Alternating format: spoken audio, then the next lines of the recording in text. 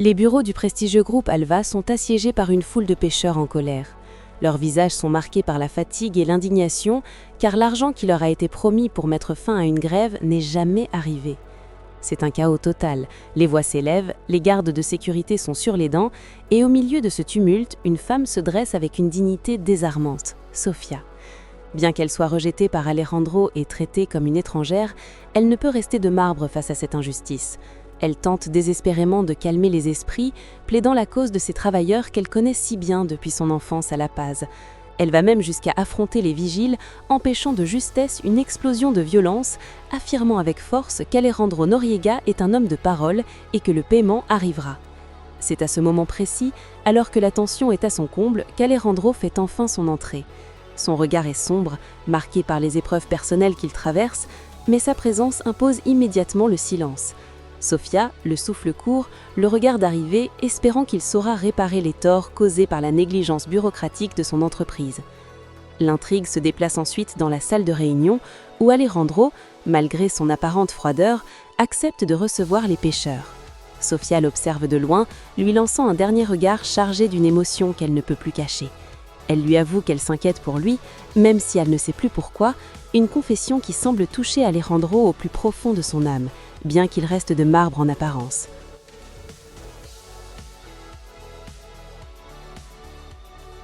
Pendant ce temps, dans les couloirs feutrés de l'entreprise, Eduardo, l'ombre machiavélique de cette histoire, continue de tisser sa toile. On le retrouve avec Karen, essayant de la reconquérir avec des paroles mielleuses.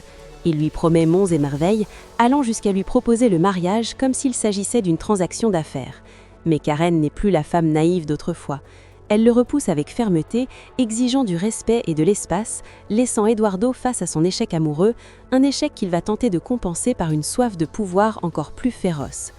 La réunion avec les pêcheurs se termine par une promesse d'Alejandro, l'argent sera sur leur compte dans 5 jours. Le calme revient, mais seulement en surface. Car dans l'ombre, les trahisons s'accélèrent. Eduardo, furieux d'avoir été évincé de la gestion directe de cette crise, se confie à Álvaro. Il critique ouvertement Alejandro, le traitant d'incapable, dont les problèmes personnels ruinent l'entreprise. La tension monte entre les membres de la famille Noriega. Alejandro, épuisé par les soupçons constants et le poids de ses responsabilités, finit par craquer. Dans un moment de pure détresse et de renoncement, il annonce qu'il quitte la direction de l'entreprise. Il demande à Eduardo de prendre les rênes, ce que ces derniers attendaient avec une impatience non dissimulée. C'est un coup de tonnerre. Le lion se retire, laissant les loups entrer dans la bergerie. Lucia, la matriarche, est dévastée par cette décision, mais elle se retrouve piégée entre son amour pour son fils et la nécessité de sauver l'empire familial. Elle accepte de signer une autorisation pour que Vanessa et Eduardo puissent diriger en l'absence d'Alejandro, sans se douter qu'elle vient de donner les clés du royaume à ceux qui rêvent de le voir s'effondrer. Pendant ce temps, Sofia a trouvé refuge chez Miguel, un homme qui semble lui offrir la stabilité qu'elle a perdue. Mais son cœur reste lié au Noriega. Sa sœur Rebecca vient lui rendre visite, inquiète de la voir vivre avec un inconnu. Sofia tente de la rassurer, expliquant qu'elle était au bon endroit au bon moment pour aider les pêcheurs. Sofia, toujours aussi digne malgré les tempêtes, présente sa sœur Rebecca à son protecteur actuel, Miguel. Rebecca, touchée par la générosité de cet homme, ne tarit pas d'éloges à son égard. Elle le remercie du fond du cœur d'avoir tendu la main à sa sœur au moment où elle en avait le plus besoin, soulignant qu'il est rare de trouver des hommes avec un tel cœur, sans intention cachée. Mais derrière ces remerciements se cache une douleur profonde, celle du passé chez les Noriega. Rebecca ne peut s'empêcher de rappeler à quel point Sofia a souffert dans cette maison, pointant du doigt la méchanceté de Vanessa et d'Isabella qui les ont traités comme des moins que rien dès le premier jour. Sofia, voulant tourner la page, tente de calmer sa sœur. Le passé est le passé et l'heure est venue de se concentrer sur l'avenir. Miguel, de son côté, réaffirme que Sofia et sa famille sont ici chez elle, offrant un havre de paix face à la tempête qui gronde ailleurs. Pendant ce temps, dans la demeure des Noriega, l'ambiance est lourde de désespoir.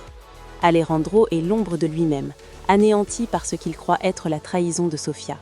Sa mère, Lucia, désespérée de voir son fils sombrer, maudit le jour où Sofia est entrée dans sa vie. Elle tente de lui faire comprendre que son frère, Eduardo, est tout aussi coupable, mais Alejandro est hanté par l'image de Sofia et Eduardo ensemble dans son propre lit. Pour lui, la douleur est insupportable. Il refuse désormais de voir son frère, de participer aux réunions ou même de mettre les pieds au bureau. Mais Eduardo, lui, ne perd pas de temps. Loin des remords d'Alejandro, il savoure sa nouvelle position de force. Il expose avec assurance ses projets ambitieux pour la construction d'une chaîne hôtelière, tout inclus, cherchant à s'entourer des meilleurs architectes pour redorer l'image de la société. Jimena, séduite par sa vision, l'encourage, voyant en lui le leader que la famille attendait. Eduardo, cynique, ne manque pas de critiquer Alejandro, le qualifiant de faux et de décevant. Il se présente comme un homme de parole, prêt à tout pour réussir, même si cela signifie marcher sur les débris de la réputation de son frère. L'intrigue se déplace ensuite vers Luis, qui traverse une période difficile. Triste et déçu, il confie ses peines à Alan. Il raconte qu'il a croisé Alejandro, mais que ce dernier, plongé dans ses propres tourments, n'a même pas remarqué qu'il marchait à nouveau, ne prenant même pas la peine de le féliciter pour ses progrès après sa chirurgie. Alan, de son côté, renforce cette image d'un Alejandro tyrannique et indifférent aux petites gens. Il informe Luis que les rapports financiers vont désormais être révisés par Jimena, car Alejandro s'est retiré de la direction. Pour eux, c'est peut-être une chance. Eduardo sera enfin libre de travailler sans l'ombre constante de son frère. De retour chez Miguel, l'atmosphère est plus douce. Rebecca et Miguel apprennent à se connaître. On découvre que Sofia et Rebecca sont inséparables depuis l'enfance, se protégeant mutuellement. Miguel, lui, révèle sa solitude d'enfant unique ayant perdu ses parents très jeunes. Rebecca, avec sa spontanéité habituelle, lui assure qu'avec elle, il ne sera plus jamais seul. Malgré la gravité de la situation, une complicité naît, contrastant avec la froideur des Noriega. Rebecca quitte les lieux, laissant Sofia et Miguel dans une tranquillité fragile, Sofia s'inquiétant toujours pour la santé de son hôte. Parallèlement, une petite romance semble fleurir entre Blanquita et Alan. Lors d'un dîner chez Blanquita, Alan apporte des fleurs et fait une excellente impression sur la mère de la jeune femme. Cependant, l'ombre de Luis plane toujours sur Blanquita, qui se sent coupable de lui avoir tourné le dos, même si sa mère l'encourage à chercher son propre bonheur et à ne pas porter le fardeau de la mauvaise humeur des autres. La tension remonte d'un cran lorsqu'Eduardo confronte sa mère, Lucia. Il lui reproche d'avoir toujours choisi Alejandro et Vanessa au détriment de lui. Lucia, pragmatique, lui rappelle que ce qu'elle fait maintenant, c'est tenter de réparer le chaos qu'il a lui-même créé. Eduardo joue la carte de la victime, affirmant qu'il a tout essayé de se racheter, notamment auprès de Karen, qu'il prétend avoir perdue. Dans un élan de manipulation émotionnelle, il annonce à sa mère qu'il a demandé Karen en mariage, affirmant vouloir fonder une famille et faire les choses bien pour une fois. Lucia, bien que sceptique, le félicite, mais le doute subsiste sur la sincérité de son fils. Alejandro reçoit la visite de Hugo, son fidèle confident. Alejandro exprime ses doutes sur sa décision de s'éloigner de l'entreprise, craignant qu'Eduardo ne détruise tout ce qu'il a construit. Hugo, avec sagesse, lui conseille de prendre ce temps pour lui, de réfléchir et de réaliser ce qui lui manque vraiment, ou qui lui manque vraiment. Ce conseil résonne comme une invitation à la remise en question. Pendant ce temps, Miguel se prépare à une rencontre cruciale avec Alejandro. Sofia s'inquiète des répercussions si Alejandro apprend que Sofia vit sous le toit de Miguel. Miguel, protecteur, tente de la rassurer, affirmant qu'il gérera la situation.